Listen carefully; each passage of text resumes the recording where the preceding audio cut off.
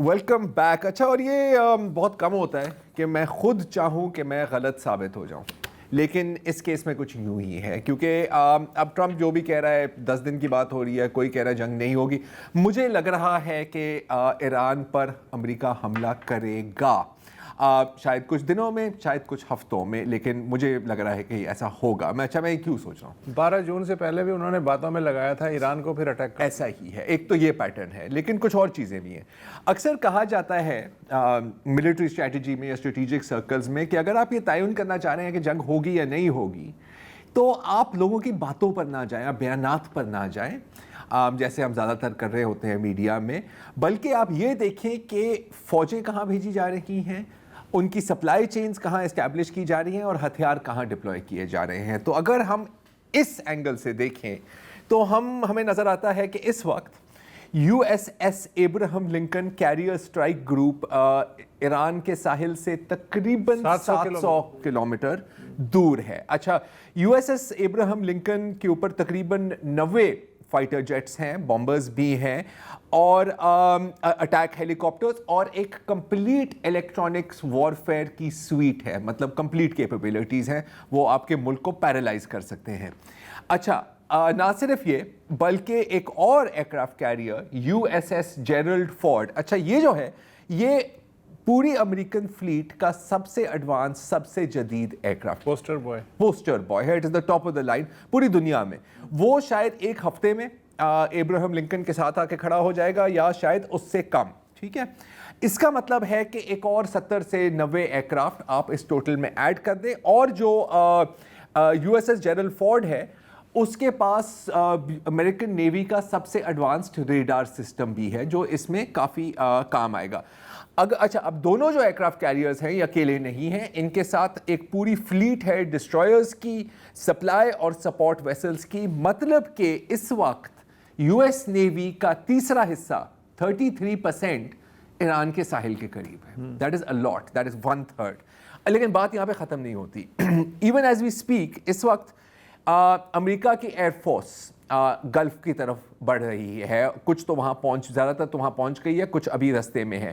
اس میں F-15 strike eagles ہیں, اس میں F-35A اسٹیلتھ فائٹرز ہیں, اور اس میں F-22 ریپٹرز ہیں, جو یورپین بیسز یو کے, اسپین اور جرمنی سے بھیجے جا رہے ہیں ٹو دا مڈل ایسٹ, زیادہ تر الودید اور اردن میں جو کئی بیسز ہیں امریکہ کے. اچھا, اب آپ کہہ سکتے ہو کہ یار چلو ہو سکتا ہے کہ یہ سب کچھ دکھاوے کے لیے ہے. وہ کہتے ہیں نا speak softly but carry a big stick, تو ہو سکتا ہے کہ یہ اسٹک ہے, یہ صرف دکھانے کے لیے, یہ ایک پریشر ٹیکٹک ہے. اور یقیناً اگر آپ تصویریں دیکھیں تو ایئرکرافٹ کیریئر بڑا خطرناک لگتا ہے, فائٹر جیٹس بھی بڑے خطرناک لگتے ہیں. لیکن ایک اور چیز ہوئی ہے جس پہ بہت کم لوگوں نے توجہ دی ہے, اور وہ یہ ہے کہ وہاں پر امریکہ نے 6 E-3 سینٹری ایئر کرافٹ بھی ڈپلوائے کیے ہیں. یہ ہیں, آپ نے اکثر دیکھے ہوں گے ایویکس ٹائپ, جس کے اوپر ایک سوسر ٹائپ ہوتی ہے. اچھا, امریکہ کے پاس کل 16 اس طرح کے پلینز ہیں, جن میں سے 9 اس وقت آپریشنل ہیں. مطلب 9 میں سے 6 75% almost 60% آپ نے وہاں ڈپلوائے کر دیا. اس میں کیا بڑی بات ہے, اس کو کہا جاتا ہے eye in the sky command and control platform. اس کا مطلب ہے کہ جب یہ ہوا میں ہوتا ہے تو یہ تقریباً 600 سے زائد ٹارگٹس کو ایک وقت پہ مینیج کر سکتا ہے, ٹریک کر سکتا ہے. اس میں ڈرونز ہوں, اس میں کروز میسائلز ہوں, ایئر کرافٹ ہو, بلسٹک میسائلز ہوں. یہ آپ سمجھیں کہ ایک اڑتا ہوا سپر ریڈار ہے, اڑتا ہوا تیر ہے, اڑتا ہوا, ہاں ایک طرح سے مدر آف آل فورس ملٹیپلائرز اس کو کہا جاتا ہے.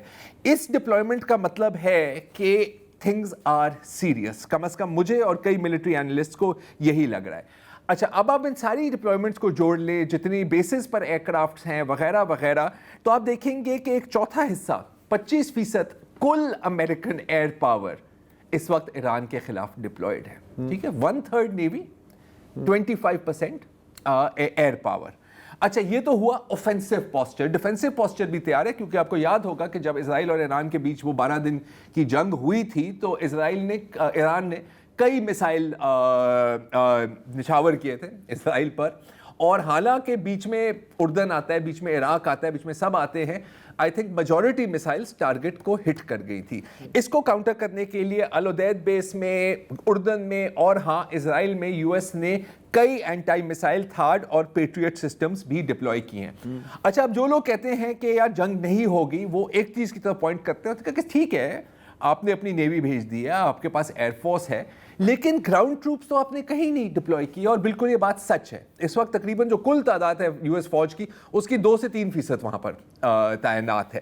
لیکن یہ ایک غلط انالیسس ہے میری نظر میں, کیونکہ اس وقت امریکہ کا کوئی ارادہ نہیں ہے کہ وہ ایران کو آکیوپائی کرے جس طرح اس نے عراق کو آکیوپائی کیا تھا یا جس طرح افغانستان کو آکیوپائی کیا تھا. یہ ٹرمپ کا وے آف وار نہیں ہے. ٹرمپ چاہتا ہے کہ ایک شارٹ شارپ قسم کی وار ہو, میں بمباری کروں اور پھر میں کہوں کہ ہم جیت گئے, اور اس کے ساتھ ساتھ امریکہ کی جو ملٹری بائٹ ہے, جو دنیا میں اس کا کوئی مقابلہ نہیں ہے اس وقت, اس کو بھی شو کیس کیا جائے, ایڈورٹائز کیا جائے. تو گراؤنڈ ٹروپس کو تو میرا خیال ہے کہ یہاں پر آپ رول آؤٹ کر دیں.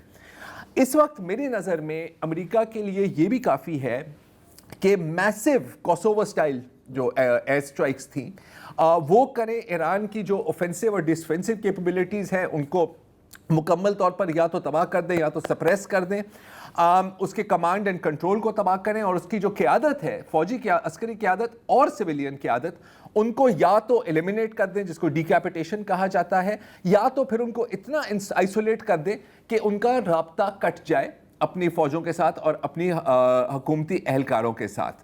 اس کیلکولیشن میں ابھی حال میں ہی جو کرسٹینا امان پور کی ذکر کیا تھا نا ابھی انور اقبال نے, تو اسی شو میں انہوں نے ایک کلپ چلایا تھا جو انتہا پسند ایونجیلیکل یو ایس سینیٹر ہیں لنزی گریہم کا. تو اس نے کہا تھا کہ نہیں ہم وہاں پہ گھسنا نہیں چاہ رہے, لیکن ہم ایسی کنڈیشنز کریٹ کرنا چاہ رہے ہیں کہ ایرانی عوام خود ہی رجیم چینج کر دے. یہ میرا خیال ہے کہ ایک بہت بڑا سگنل ہے. تو جب اور اگر یہ سینیریو بنتا ہے, ایران پر بمباری ہوتی ہے, اس کی حکومت, اس کی فوج مفلوج ہو جاتی ہے, تو پھر آپ 100% ایکسپیکٹ کر سکتے ہیں کہ نارتھ سے کردش ٹیررسٹ اور ملیٹنٹس حملے کریں گے, اور ایسٹ سے سستان بلوچستان میں جو علیحدگی پسند دہشت گرد ہیں وہ حملہ کریں گے. ایک تیسرا گروپ ہے مجاہدین خلق, وہ بھی کہیں نہ کہیں اپنی گیسٹ اپیرنس دے گا. اور ہاں, پچھلی جنگ میں ہم نے یہ بھی دیکھا ہے کہ موساد کی کس قدر انفلٹریشن ہے ان ایران. تو اس سینیریو میں کیا ہوتا ہے, ایک ٹوٹا ہوا, بالکنائزڈ, ڈیفیٹڈ, بیٹن قسم کا ایران بھی میرے نظر میں 100% اسرائیل کو تو 100% سوٹ کرے گا, بالکل جیسے کہ عراق کا حال ہوا تھا یا لیبیا کا حال ہوا تھا یا شام کا حال ہوا تھا. ہم جانتے ہیں کہ یہ تو ان کا پرانا منصوبہ ہے, اور امریکہ کے لیے بھی میرا خیال ہے کہ یہ ایک ڈیزائربل آؤٹ کم بن سکتا ہے.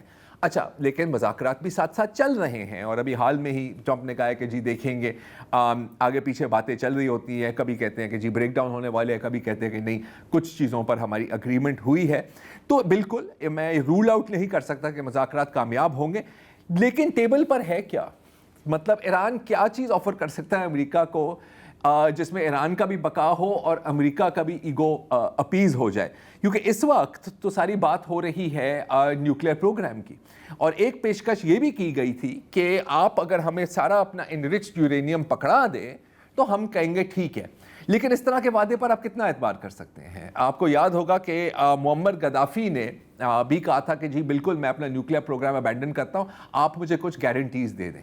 تو آپ نے دیکھ لیا نا کہ کیا حال, کیا گارنٹی دی, یوکرین کے ساتھ کیا ہوا. اس طرح کی تو ہزاروں مثالیں ملیں گی. اور دوسری بات ہے کہ اگر کوئی ایرانین حکومت میں یہ فیصلہ کر بھی دے کہ جی چلیں جی لے لیں اپنی انرچڈ یورینیم, تو وہ کب تک بچے گا؟ کیونکہ آخرکار ایران میں بھی تو ایسے ایلیمنٹس ہیں نا. اچھا, میں یہ جاننا چاہتا ہوں کہ ایران نے بھی تو کوئی تیاری کی ہوگی. یار کی ہوگی, لیکن کتنی؟ آپ پاور امبیلنس زیادہ زیادہ ہرمز کو تھوڑی دیر کے لیے بلاک, زیادہ زیادہ یہی ہو جائے گا نا, 2-3 میسائل فائر کریں گے. دیکھیں ایک بگ پکچر بھی ہے, ایک بگ پکچر ہے جس کو ہم نظر انداز نہیں کر سکتے.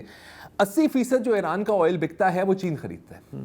چین کی جو ٹوٹل جو سمندر سے ان کے پاس جو آئل جاتا ہے اس کا 14% ایران سے جاتا ہے. اچھا, پہلے وہ وینیزویلا سے بھی لیتے تھے, ٹھیک ہے.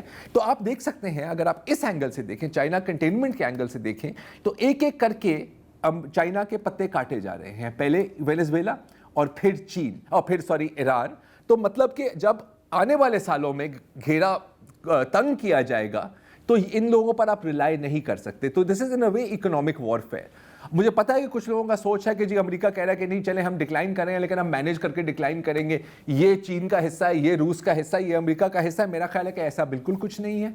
America wants to stay number 1, और अगर इस कोशिश में उनको ईरान को तबाह करना पड़ा तो इनके लिए ये कोई बड़ी बात नहीं होगी। Again I hope I am wrong, but I don't think I am. एक वक्त पे